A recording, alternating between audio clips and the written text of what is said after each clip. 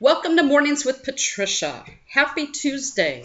So I'm going to be doing this the next two sets tonight.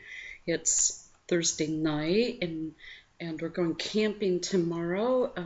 And no cell service, no anything. So I'll be gone through Wednesday, but then I will go ahead and tape when I come back on Wednesday for next Thursday. So you'll be all caught up with videos until then. So thank you. Okay, so I don't know if I've read from him before, but this is the complete reader of Neville Goddard. And he usually just went by Neville, Neville. He was from the Barbados, a white man from the Barbados, and he was born in 1905, I think, and died in something like 1972. And he was pretty huge in the New Thought movement of that time. I can't remember who his teacher was. The teacher taught both him and Joseph Murphy, and the teacher only went by one name, and the teacher was a Jewish man from Egypt, and he was a black man. And what was interesting, it was in New York City, and this was during the Jim Crow laws, right, where black people couldn't go into restaurants and things like that. And his teacher wore a turban, and he would actually sit in the very front row of the opera or any place he'd wanted to go. And so Neville had asked him, how is that possible?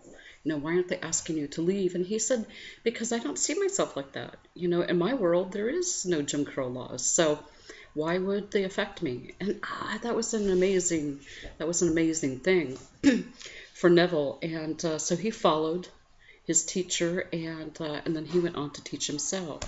So I'm reading from part of his work called Feeling is the Secret. And he says, the world cannot change until you change your conception of it. As within, so without. Nations as well as people are only what you believe them to be. No matter what the problem is, no matter where it is, no matter whom it concerns, you have no one to change but yourself. And you have neither opponent or helper in bringing about the change within yourself. You have nothing to do but convince yourself of the truth of that which you desire to see manifested. As soon as you succeed in convincing yourself of the reality of the state sought, results follow to confirm your fixed belief. You never suggest to another the state which you desire to see him express. Instead, you convince yourself that he is already that which you desire him to be. So this is pretty huge, right? What Neville is saying and what he's been taught is that there's only the interior landscape. Everything exists within you. And so it's what you perceive. And when you perceive things in a certain way, then they follow, right? But first you must convince yourself. And it's not a mind game he's playing here. It's the real truth. So when you convince yourself that all is well, then that's what you will perceive. Now, this is not denial. Like Jesus said, I've said before, if you see your brother or sister in need, to help them. But as you see yourself at peace, you start to see the world at peace. You start to see all of these things change. And this is why it's so important that we change the world one person at a time. And I know some of the people who've been my students and who've been to Sacred Space know the story. But I'm going to tell it anyway because there's many of you who have not been my student or have not been to Sacred Space, so you wouldn't be aware of this. So years and years ago, when I was studying to be a minister, my teacher taught from the old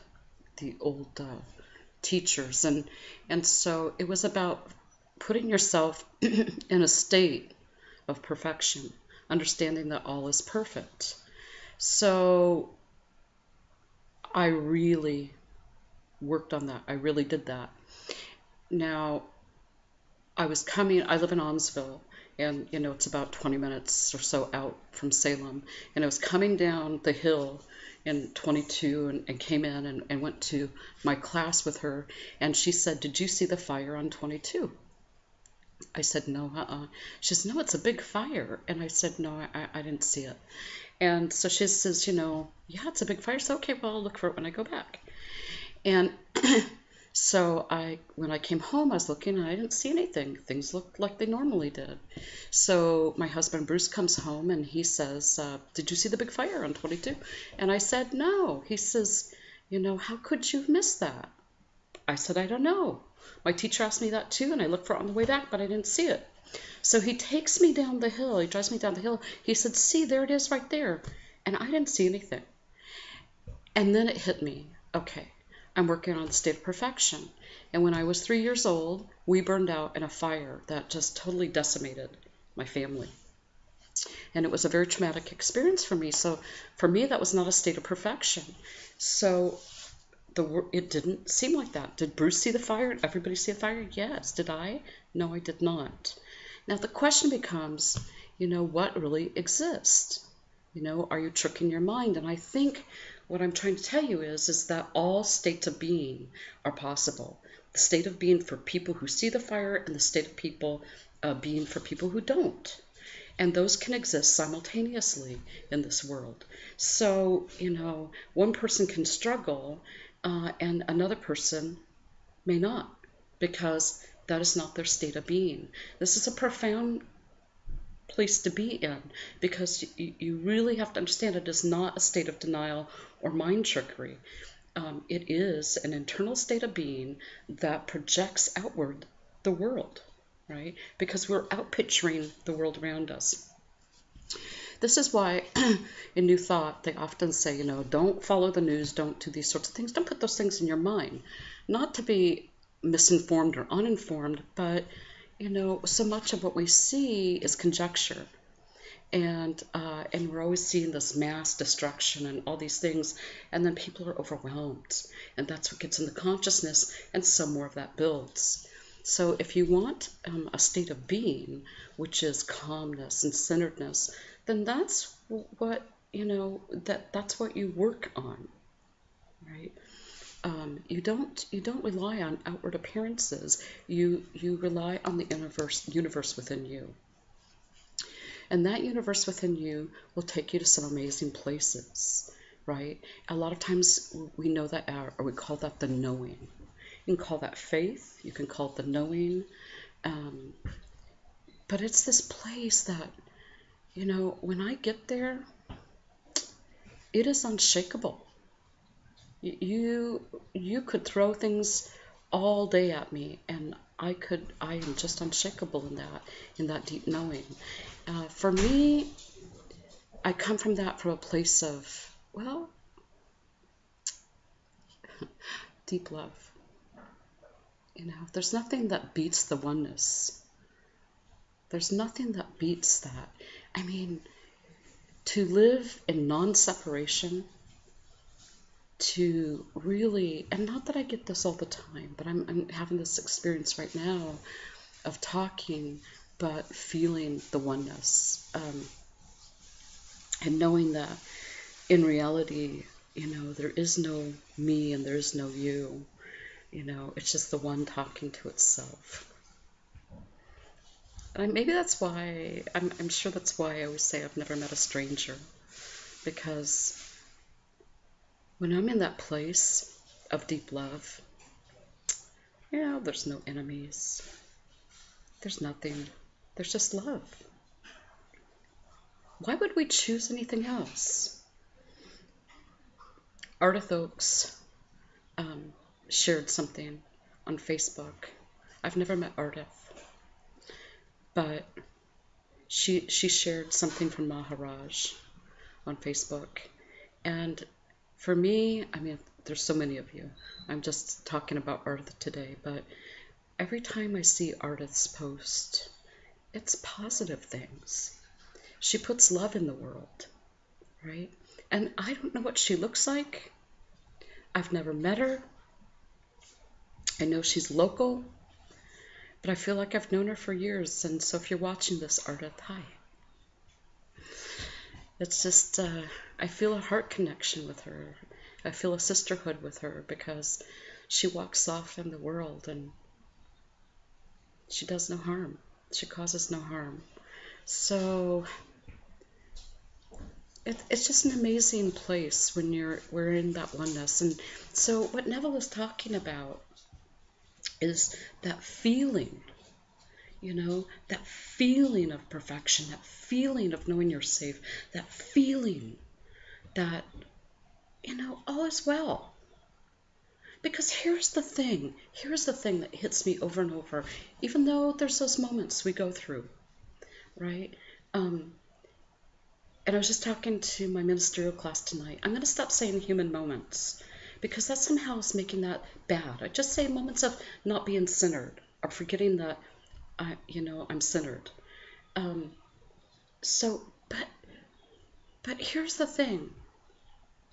If we don't choose that feeling of love and oneness, then we're choosing by choice to feel, disharmony, upset, those sorts of things. It's not like they come out of midair.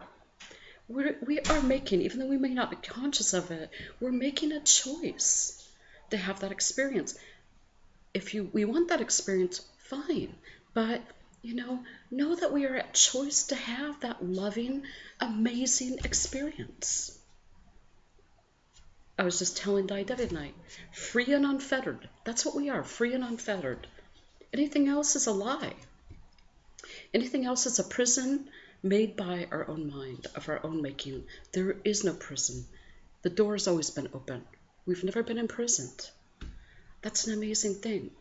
As long as you're causing no harm to others, right, then you are free to experience whatever you would like to. Can you imagine that? Can you imagine if you could really wake up and go, oh my goodness, that's right. That's who I am. Of course, when you wake up and do that, and you're not attached to things being any way. You're not attached to needing things to be any way. You're like, hey, this is interesting. It's joyful. It's whatever, You're observing it.